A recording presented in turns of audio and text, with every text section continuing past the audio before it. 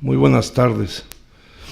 Yo me llamo Jorge Hernández y quiero agradecer a la Casa de América el empeño incansable que acostumbra siempre aplicar a este tipo de epifanías. Y quiero agradecer también a mi amigo Eloy del Instituto de México, que creo que la primera vez que se habló de la posibilidad de homenajear a Sergio justo hoy fue desde hace un año, con lo cual he podido engordar y he podido encanecer como para sentirme digno de estar en este cartel, porque a mí me honra estar con las personas que me acompañan hoy a la mesa.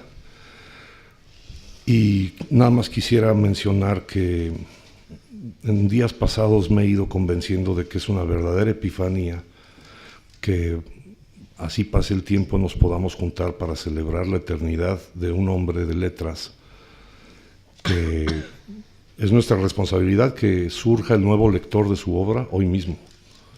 Es decir, que quien no haya leído a Sergio tenga la oportunidad de leerlo hoy mismo, por contagio de nosotros, y que quienes creemos que ya lo habíamos agotado leyéndolo, lo volvamos a leer. Es un autor indispensable en los estantes entrañables de todos nosotros, y a mí se me ocurre que para abrir boca y para romper una costumbre, porque siempre le piden que cierre, yo quiero que empiece Juan Villoro. Así que por favor les pido un aplauso para Juan Villoro y de paso para Pitol.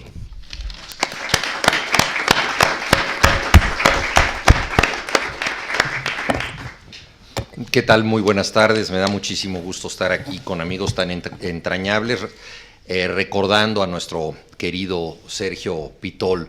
Yo lo conocí por ahí de 1978 en un ciclo que organizó la escritora Julieta Campos, que se llamaba Encuentro de Generaciones. A propósito de ese ciclo, Octavio Paz dijo que Julieta se había propuesto civilizarnos porque en un ambiente tan díscolo como el de la República de las Letras en México había poco contacto entre los jóvenes y sus mayores. Aquel ciclo empezó con Octavio Paz leyendo en compañía del entonces muy joven poeta David Huerta, y se volvió famoso porque fue interrumpido por la vanguardia radical de los infrarrealistas, que luego Roberto Bolaño convertiría en los visceral realistas en su libro Los Detectives Salvajes. Entonces Octavio Paz se encaró con ellos, lo insultaron desde el público, tuvieron que ser desalojados, y naturalmente esto le dio gran prestigio a ese ciclo.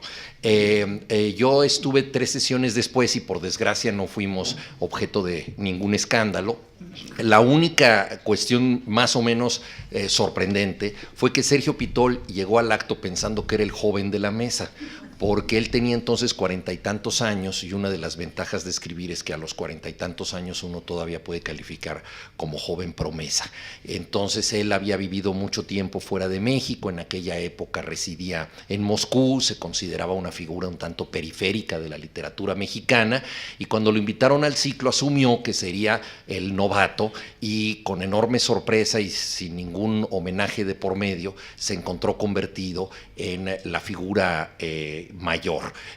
Siempre me responsabilizó a mí de haber dado el viejazo en mi compañía porque se sentía joven, hasta que resultó que pues por comparación ya no lo era. A partir de ese momento trabamos una amistad extraordinaria. Él se transformó en un mentor insólito, porque al mismo tiempo que me recomendaba muchas cosas, no necesariamente literarias, es decir, me adiestraba por carta, porque él seguía viviendo en Moscú, en los más distintos asuntos de la vida, desde las bebidas que me convenían, qué era lo que emborrachaba más rápido, qué era lo que emborrachaba mejor, qué música debía uno tener siempre disponible para ligar, dependiendo del ligue que uno quisiera hacer, los libros que yo debía leer, los lugares que debía visitar, los cuadros que tenía que contemplar, en fin, era toda una enseñanza, pero al mismo tiempo él también se ponía en un plano de igualdad con una sencillez absolutamente extraordinaria, pidiendo, por ejemplo, que alguien como yo, que estaba apenas empezando, leyera sus textos.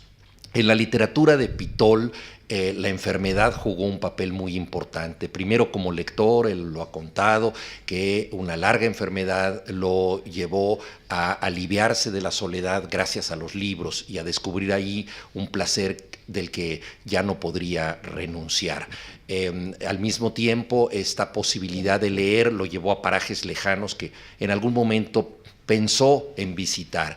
Tenía en sus manos un libro de los distintos niños del mundo y había uno que era Iván Niño Ruso. Se identificó en especial con ese niño y pensó que alguna vez él podría ir al país donde se hablaba ruso y donde había ocurrido esa extraordinaria literatura. Esta enfermedad lo convirtió en lector, pero también sus personajes suelen padecer algún tipo de enfermedad. Sin embargo, fue el propio Pitol quien en clave autobiográfica utilizó algunos recursos provenientes, si no directamente de la enfermedad, sí de ciertas dolencias o ciertas incapacidades físicas para percibir la realidad. En vez de sentirse limitado por ellas, Sergio se sintió paradójicamente estimulado. Padeció un accidente en Polonia que lo privó de escuchar en un oído y a partir de entonces recorrió el mundo escuchando a medias. Tiene un texto que se llama El oscuro hermano gemelo, en donde habla precisamente de la capacidad para modificar la percepción del mundo a partir de lo que uno escucha. Y esta atención débil, forzada por el accidente que él tenía, le revelaba cosas que no necesariamente estaban en la realidad, porque lo que le llegaba del oído derecho era una cosa y lo del que le llegaba por el oído izquierdo era otra. Y entonces las conversaciones que oía de un lado las tenía que recomponer con la imaginación. Este trabajo de completar imaginariamente una percepción que no se ha tenido con la suficiente agudeza es una de las marcas de la casa Sergio Pitol. Lo mismo se puede decir, por ejemplo, de sus percepciones visuales. Él visita Venecia y pierde sus anteojos antes de entrar a la ciudad, que es la de sus antepasados. Todos los apellidos de Pitol, Pitol de Meneghi y muchos más vienen del Véneto. Se encuentra en ese lugar del origen y Venecia se despliega como un escenario fabuloso, una especie de gran telón de fondo para una ópera maravillosa, pero él ha perdido la capacidad de verla en detalle. Entonces la recorre en forma fantasmagórica y va recomponiendo con la imaginación aquello que la vista no le concede. Entonces esta visita afantasmada, espectral, se convierte en un viaje simultáneamente testimonial y literario. Después, cuando regresa a la estación de trenes donde ha dejado sus maletas, encuentra convenientemente sus anteojos. Demasiado tarde para la visita, pero no para la literatura, porque ya había transfigurado ese espacio a través de su imaginación. Entonces, esta capacidad de Pitol de encontrar que la debilidad de la percepción puede ser sustituida por la imaginación es uno de sus principales recursos. Lo perfeccionó al someterse a una sesión de hipnosis a la que fue para dejar de fumar. Yo le había contado que mi cuñado Federico Pérez era un espléndido analista, hipnotista, y a través de la hipnosis hacía análisis con sus pacientes, a tal grado que podía incluso hipnotizar por televisión e incluso por video. Una vez él estaba viendo uno de sus videos donde había hipnotizado a una paciente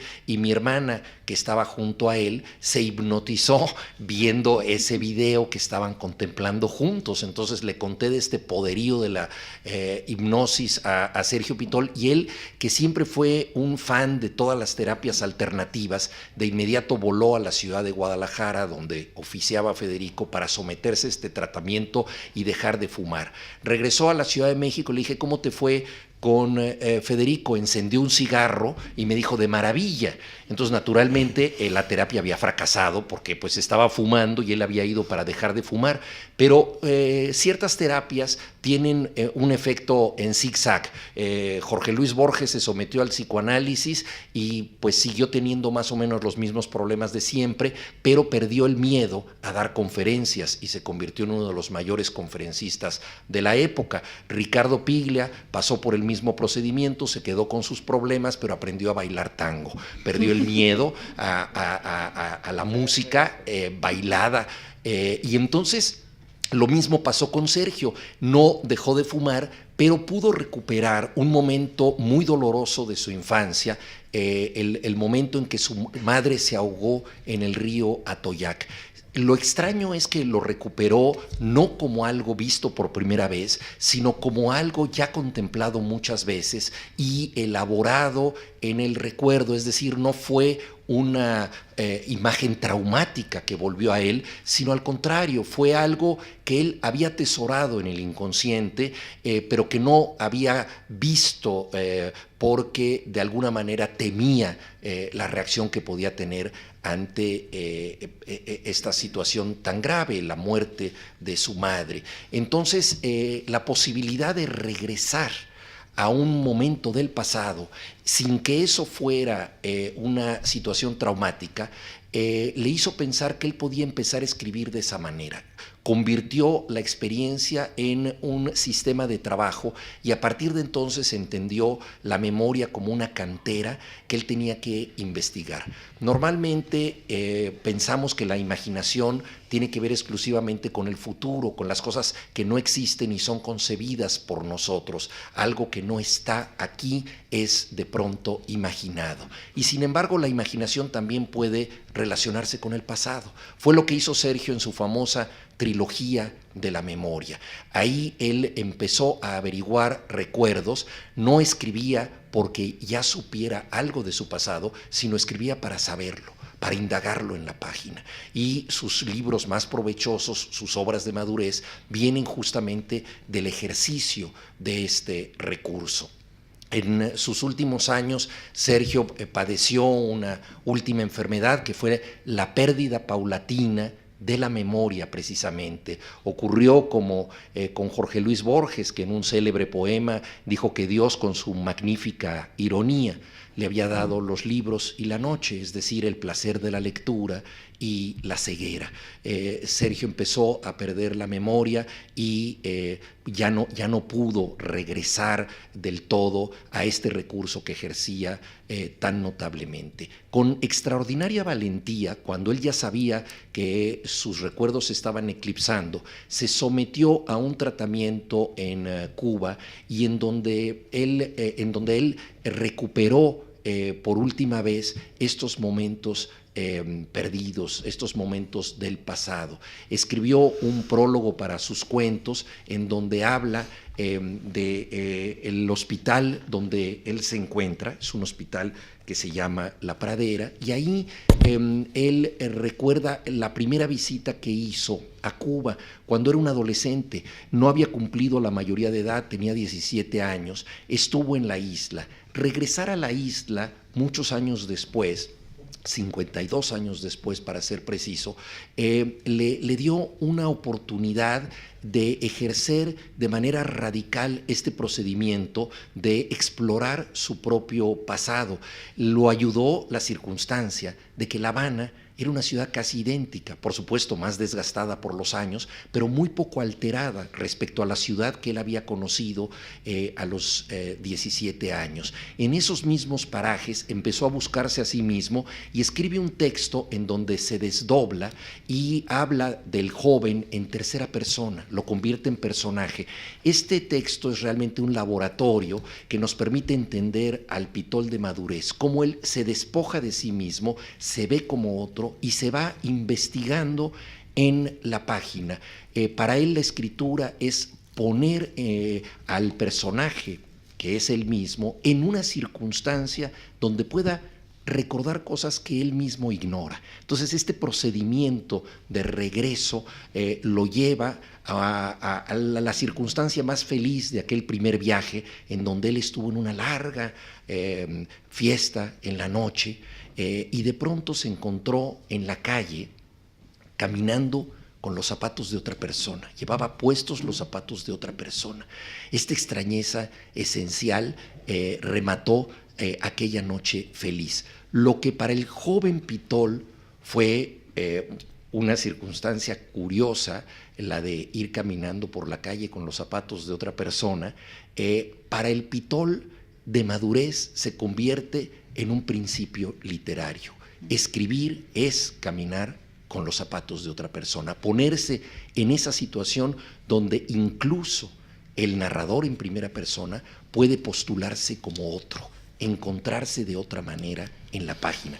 Este fue el arriesgado proceso que Sergio Pitol realizó a lo largo de su vida. Si uno piensa en sus primeras novelas, la primera de ellas, El tañido de una flauta, tienen que ver con personajes de crisis de conciencia, personajes atravesados por incertidumbres que se desconocen y se decepcionan de sí mismos y no encuentran un destino propio.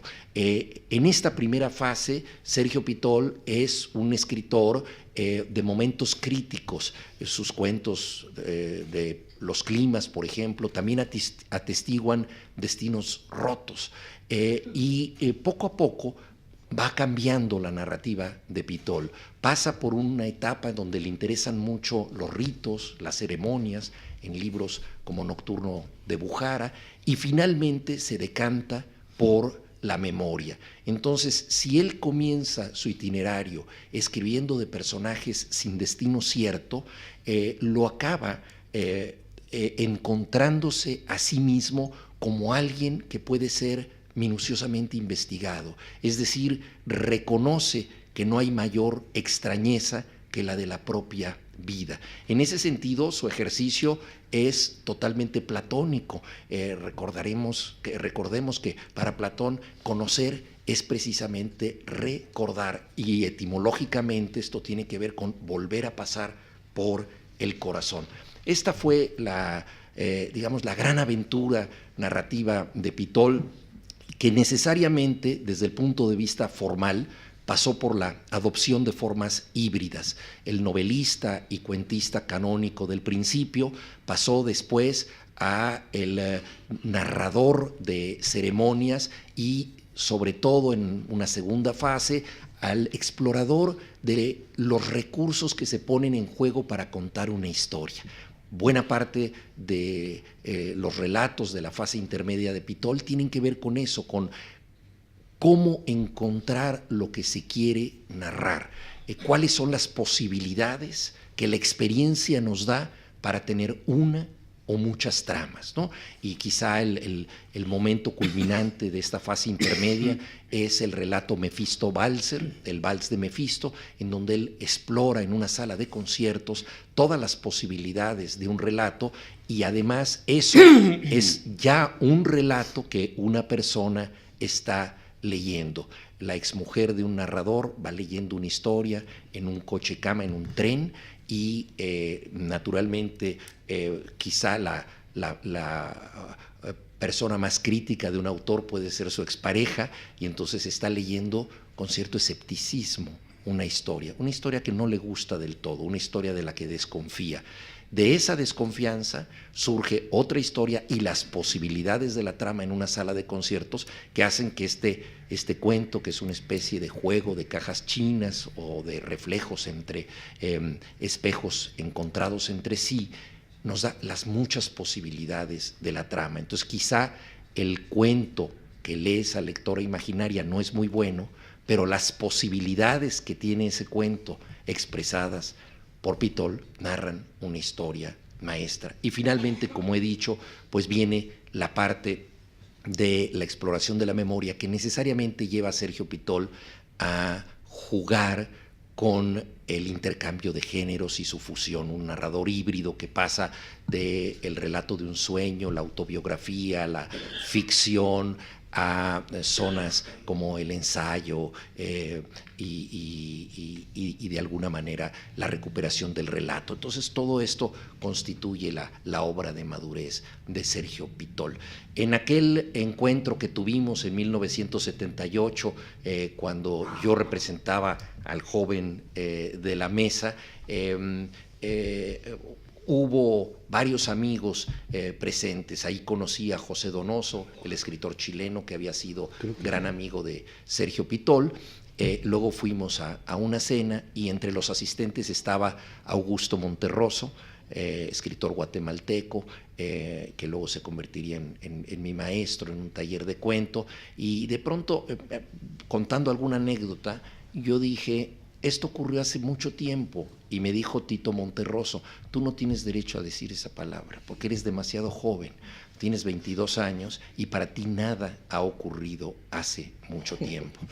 Pues bien, las circunstancias han cambiado y al paso de los años ya puedo decir con autoridad que hace mucho tiempo conocí a Sergio Pitol, un autor que cambió mi vida como maestro, como amigo, pero que importa por el motivo que nos hemos reunido aquí, fundamentalmente a través de su obra, esta obra que se mantiene vigente y donde un viajero que recorrió tantísimos países, que tradujo libros de 5 lenguas, que fue alguien que tuvo una errancia sin fin, nos reveló que el viaje más arriesgado y más prodigioso que podía tener era al fondo de sí mismo, explorándose como si se desconociera. Esta capacidad de Sergio Pitol de entender su propio pasado como una zona abierta a la escritura, como una cantera de los prodigios y las sorpresas, creo que es una de las mayores contribuciones a la lengua hispanoamericana. Muchas gracias. Bravo. Bravo. Bravo como siempre.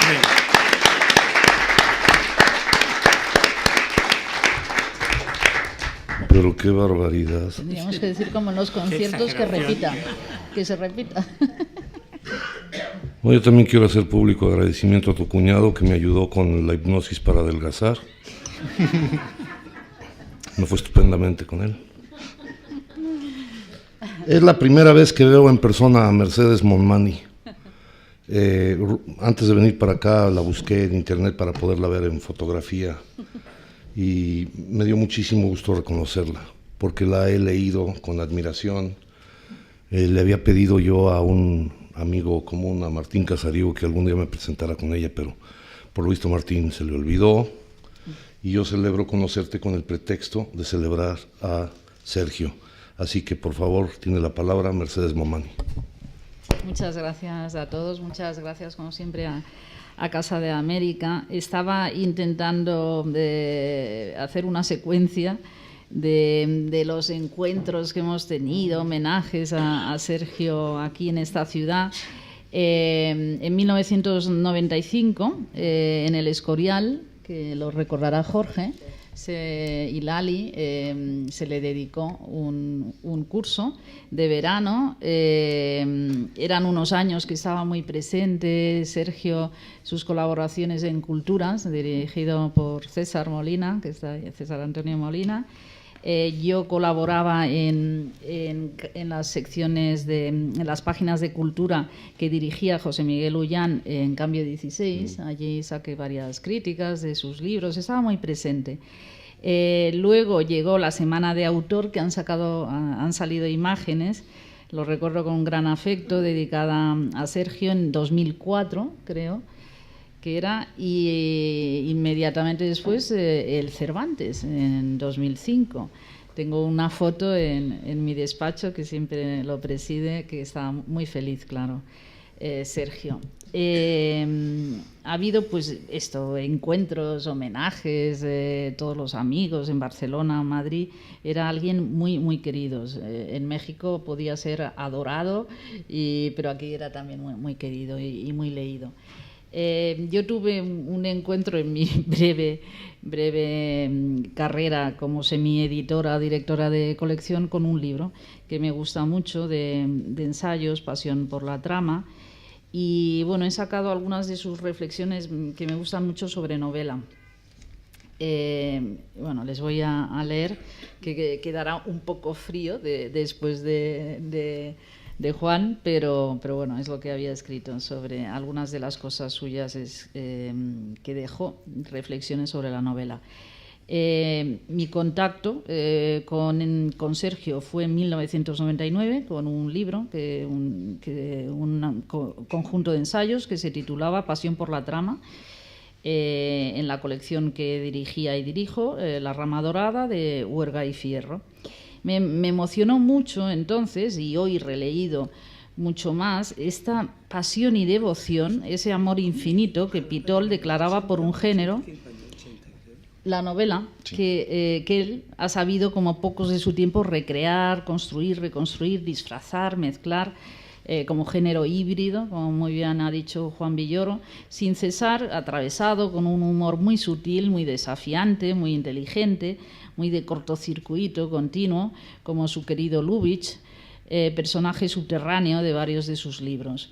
Gogol, Chekhov, Snitzer, Nabokov, Mutis, Tabucchi, que era muy querido por él, Bulgakov, el polaco Kuzniewicz. Bueno, todos estos yo creo que están en el catálogo de Anagrama, todas sus devociones, Henry James, por supuesto, Thomas Mann, Calvino, algunos de los autores que más he leído y devorado con pasión a lo largo de mi vida se daban cita en este volumen de Pasión por la trama.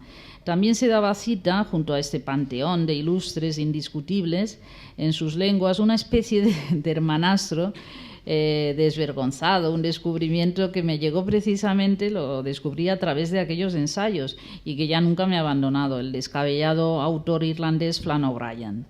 Un personaje estrambótico, lo mismo que todos sus inclasificables y a ratos incomprensibles relatos, que parecía surgido de los vericuetos y callejones del Ulises de Joyce. Por esas tramas abiertas y sin fronteras, dentro de espacios muy libres, ausentes de límites, circulaba, inaprensible, indómita, época tras época, la novela.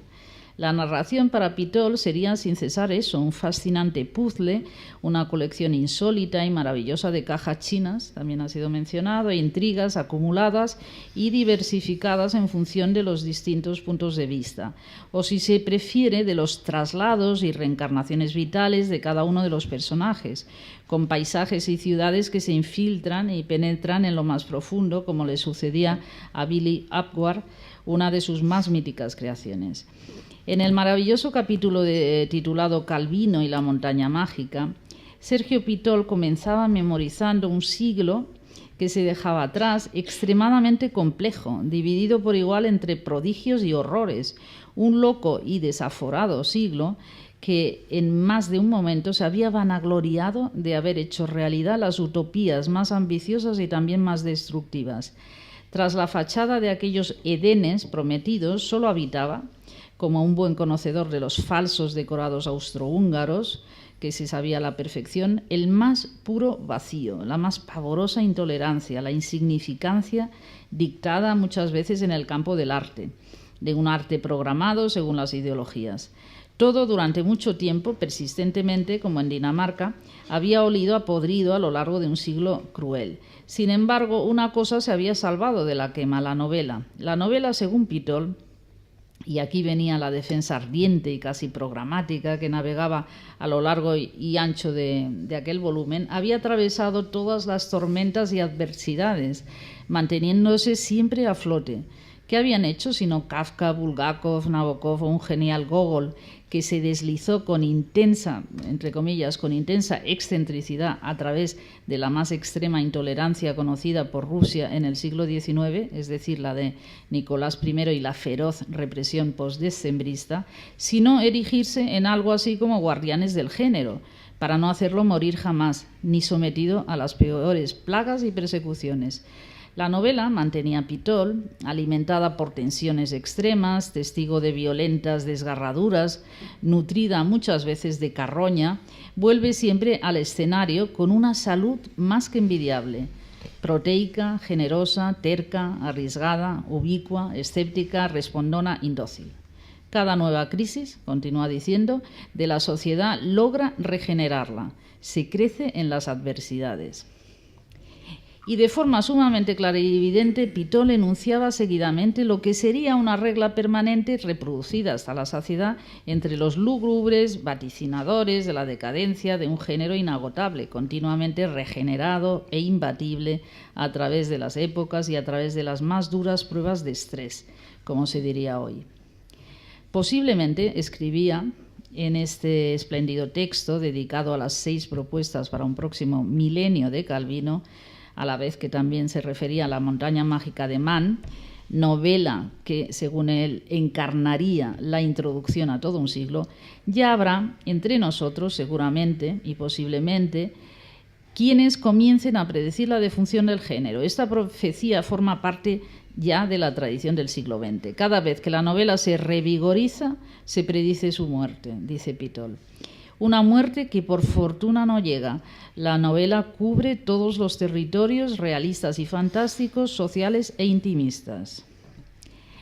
Y elogiando esa constelación divina, como decía, ese entramado de ideas inagotable que el gran escritor italiano Calvino reunía, convocando las disciplinas más diversas y los más diversos nombres, poetas, ensayistas, científicos, viajeros, novelistas de todos los siglos y todas las lenguas y nacionalidades, deteniéndose sobre todo, Calvino, en dos autores muy amados, Gatta y Leopardi. Pitol alababa de forma especial la conferencia final dedicada a la multiplicidad, para definir lo que sería una idea de la novela moderna, la propia idea de la novela compartida por ambos autores, Calvino y él mismo. 2 puntos. Lo que toma forma en las grandes novelas del siglo XX es la idea de una enciclopedia abierta, un adjetivo que contraduce al sustantivo enciclopedia, nacido etimológicamente de la pretensión de agotar el conocimiento del mundo encerrándolo en un círculo. Hoy día ha dejado de ser concebible una totalidad que no sea potencial, conjetural, múltiple.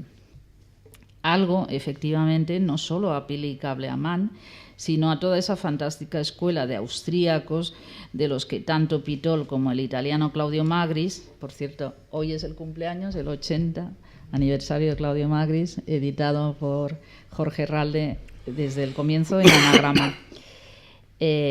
Bueno, esto que hoy es el cumpleaños. Ambos incomparables, Claudio Magris y Pitol, ambos incomparables maestros de lectura, no solo de escritura. Serían sus grandes intérpretes e interlocutores a través de obras, digo, la fantástica escuela de austríacos, obras inmensas como El hombre sin atributos, de Musil, La muerte de Virgilio de Broch, Auto de fe de Canetti, La marcha Radetzky de Roth, o El regreso de Casanova, traducido por Juan Villoro, ¿no? No. ¿Tú no? No. Ah, tú traducías a Los Von cuentos. Retzori. No, también a Schnitzler, pero los cuentos y Teniente Gustl. Y Teniente Gustl. Ah, yo creía que El regreso de Casanova, perdón por esta interrupción. Bueno, sí, pero es muy buen traductor Juan y ha traducido sí bastantes austríacos, entre otras de parecido nivel y relieve. El momento y el lugar, evidentemente, fue Viena. Ahí surgieron esas grandes obras y autores de todas las disciplinas, no solo de la literatura.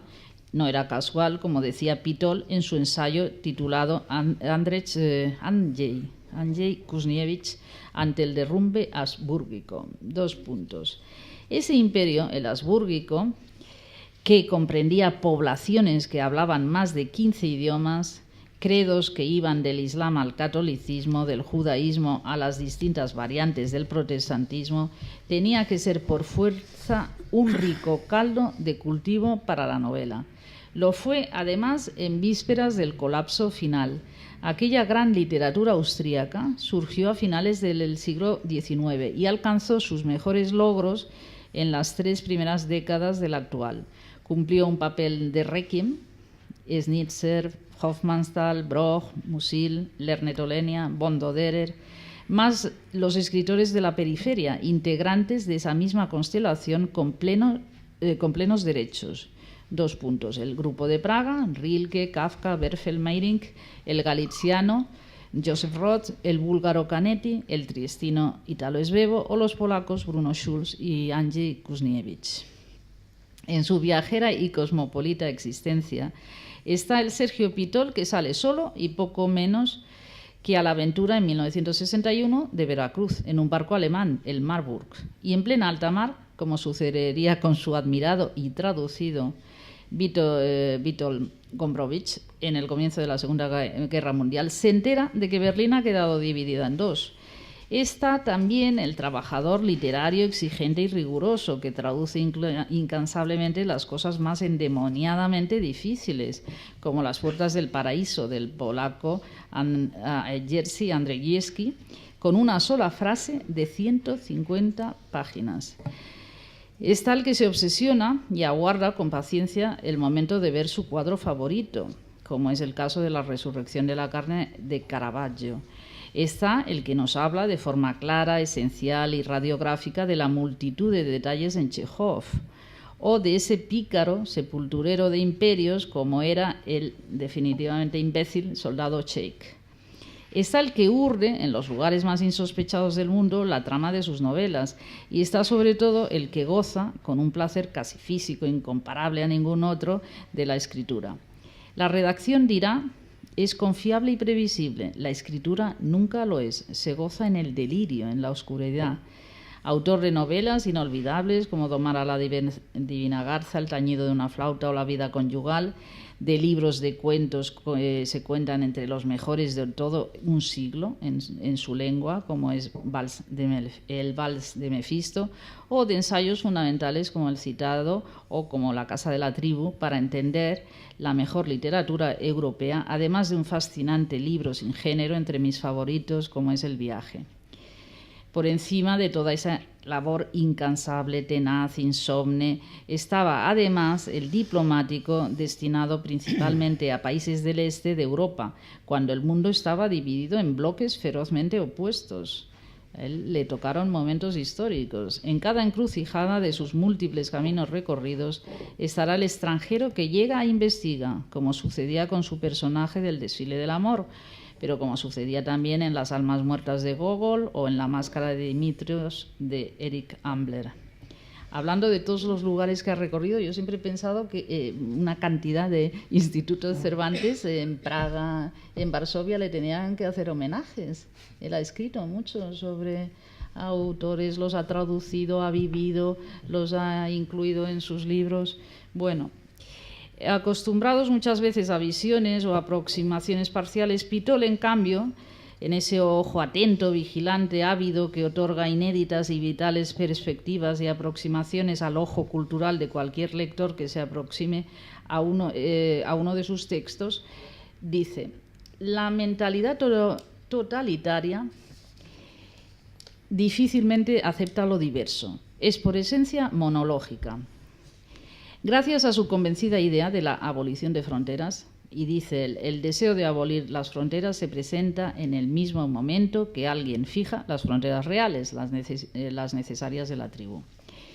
Gracias a esa convencida idea de la democracia y del diálogo continuo con otros mundos, ya sean los pertenecientes a la ex Europa del telón de acero, a su amada Italia o a cualquier parte y rincón de América, nos hemos acercado a una infinidad de autores y de mundos narrativos diversos, desde lo local a lo universal y viceversa. Todos los viajes son posibles en su literatura.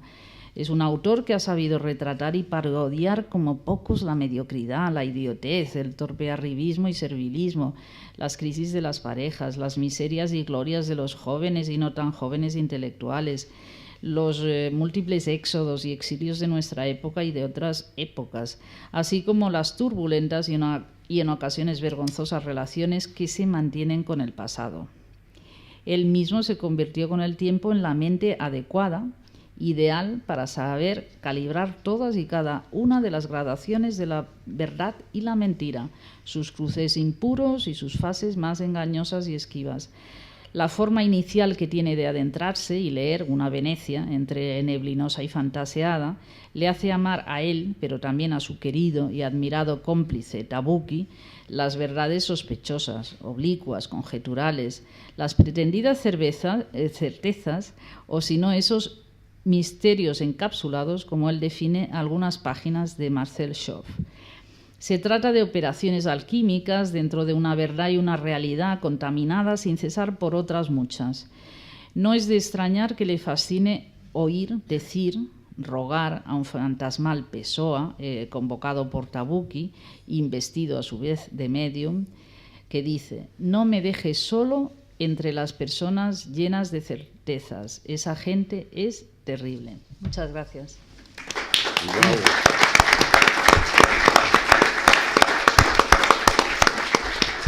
Muchas gracias. Hay días en mi vida, muchos días en que me levanto y digo, yo quiero ser Jorge Ralde. Luego me veo al espejo y veo que es imposible. Pero sí, muchos días en mi vida que dije, ojalá y algún día me toque estar en la misma mesa con Jorge Ralde. Entonces para mí es un inmenso honor estar aquí con Jorge Ralde, editor de Sergio, amigo de Sergio, y además editor de muchos de los libros que Sergio nos ayudó a los demás a entender, no solamente como traductor, sino como recomendador y regalador de libros, porque hay que decir que era un hombre muy generoso. Y ahora que Juan estaba hablando de la memoria, aprecio con mayor reconocimiento que la única vez que vi una película con él en Jalapa, que tenía una pequeña sala de cine, vimos Random Harvest, que es una película de un hombre que padece amnesia, una ironía. En fin, les pido por favor un aplauso para Jorge Ralde y seguimos con Pitol.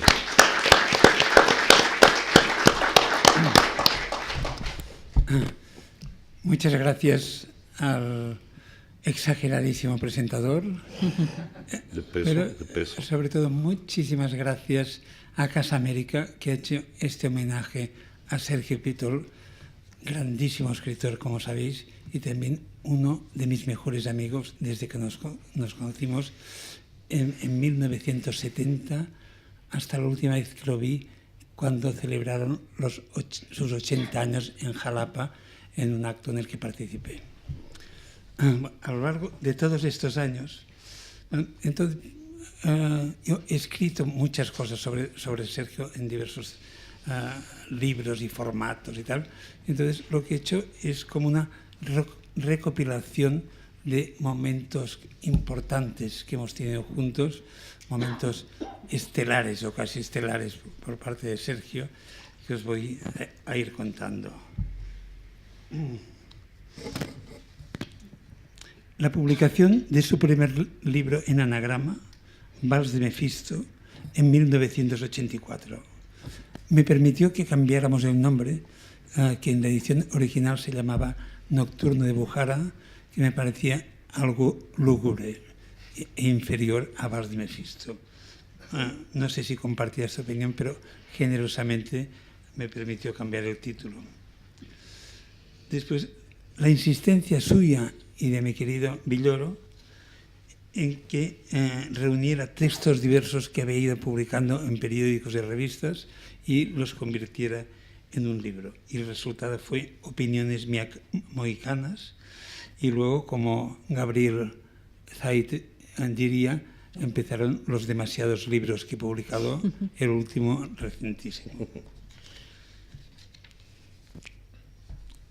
Después, las estancias en su casa de Jalapa, con su magnífica biblioteca uniformemente clasificada y con imprevistos jardines a varios kilómetros de su casa. Entonces tenías que ir a tu jardín en coche, que nunca había habido un caso igual. Él tenía su dacha, fabricó una casita donde escribía y tal. Y bueno, fui allá muy feliz. Unos jardines lejanos pero preciosos. Luego, visitando con Lali Veracruz, cerca de Jalapa, era su territorio familiar. Entonces, allá, bebiendo en julepes de menta en el bar, viendo a niños y mayores bailando el danzón, y mucho mejor los niños y las niñas que lo hacían en una especie de academia, que los niños que lo hacían después que los mayores que lo hacían después en una plaza. Y lo digo sin intenciones pedófilas, simplemente artísticas. Simplemente artísticas.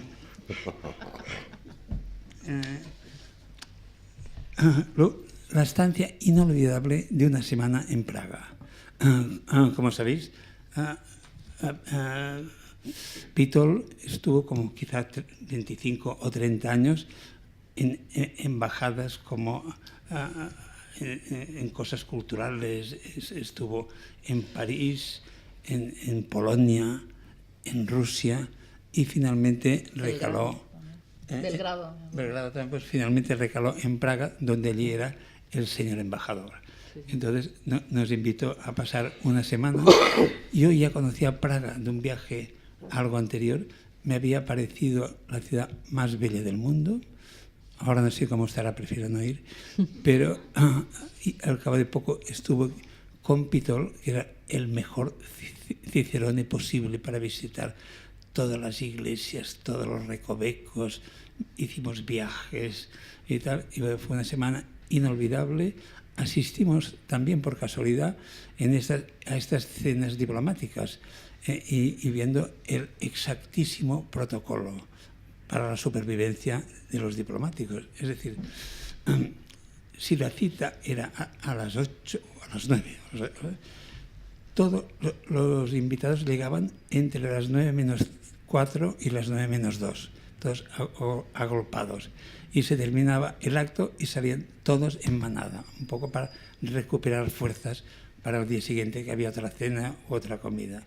Y todo discurrió plácidamente hasta que al final estábamos con Lali sentados comentando jocosas anécdotas y tal, cuando oímos gritos en la cocina. La tensión del servicio con los embajadores, pues había los criados, la cocinera, gritos en la cocina. Se levanta Sergio raudo, se dirige hacia la cocina y 5 metros antes, ¡bravo, bravo! Todo muy bien. Entonces quedó desactivada la bronca en la cocina. Recuerdo con especialísimo cariño su grupo de amigos y amigas. Carlos Monsiváis, Neus Espressate, de la gran editorial Era, Rojo, el gran pintor, y también editor con Era, de Era con Neus, los Titos, Luis Prieto, Luz del Amo, Margot Glantz, etc. Era, dijéramos, la inteligencia de izquierdas que en su momento y durante largo tiempo apoyó la Revolución Cubana, y más tarde la subcomandante Marcos, etcétera, etcétera. Y por tanto enfrentados a la derecha tradicional argentina y también al poderosísimo Octavio Paz y su grupo y sus revistas. El premio Juan Rulfo.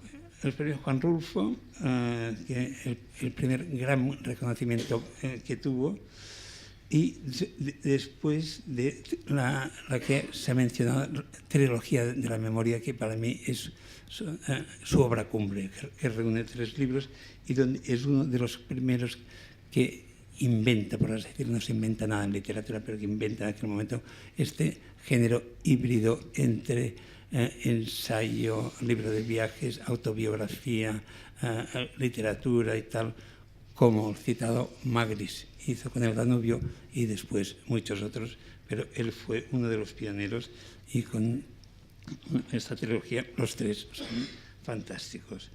Y también lo importante de Sergio, que diría, no sé si el único gran escritor, pero uno de los poquísimos que a su vez hacía muy bien, como ha dicho Juan, de mentor. Pero de mentor sin énfasis, sin ponerse él como maestro, sino interesado por lo que hacían los jóvenes escritores. Y en México te encontrabas a muchos jóvenes escritores que su escritor al que adoraban y admiraban, respetaban y le estaban agradecidos era precisamente Sergio Pitol. Luego el premio Cervantes, donde nos acompañaron también sus grandes amigos míos y suyos alemanes, los Wagenbach. Y el discurso. Entonces, se había iniciado hace unos pocos meses, precisamente en Barcelona, esta como disfunción que hablaba en aquel momento no muy fluidamente. Y entonces, en el momento del discurso, estábamos todos un poco temblando, a ver cómo saldrá. Y el principio fue titubeante, pero a los 3 o 4 minutos, ¡bum!, ya fue fluido y aplausos al final tremendos.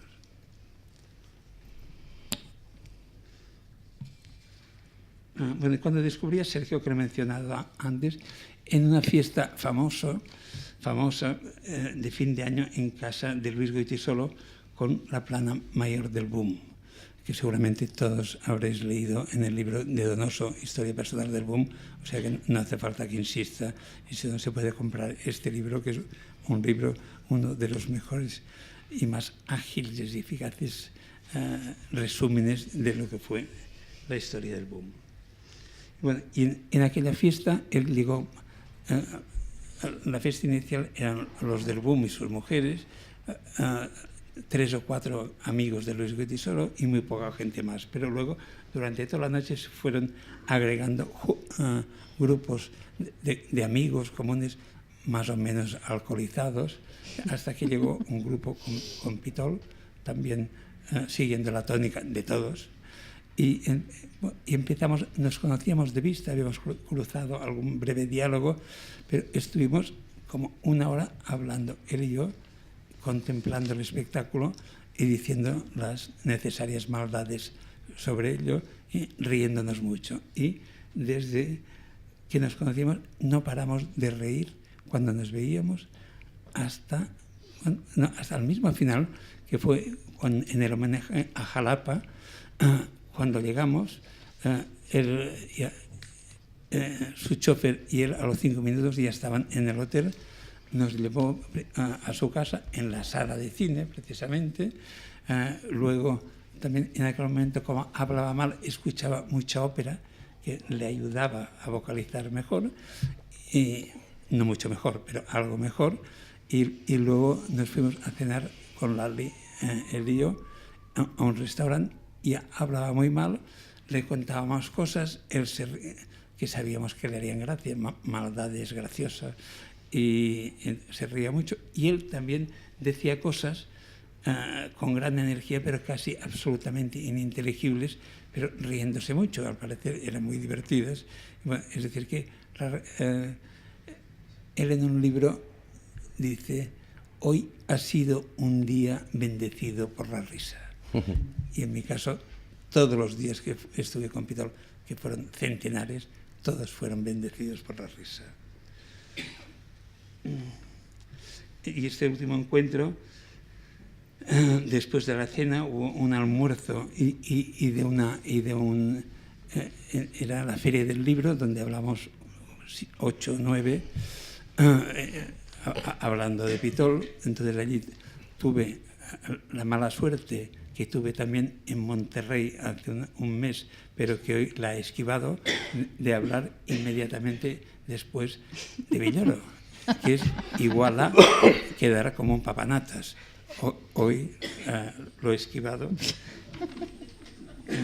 pero allí no. Bueno, y entonces hubo un almuerzo en el jardín de la casa de un primo suyo, quien afirmó varias veces que lo idolatraba como un hermano mayor, y afirmación que posteriormente, con la enfermedad, resultó más que discutible. Pero prefiero quedarme aquí y quisiera no recordar su tristísimo final con una salud ya muy quebrantada, y sí recordar su calidad humana, su gran sentido del humor y las horas y horas que pasábamos charlando y charlando, riendo y riendo.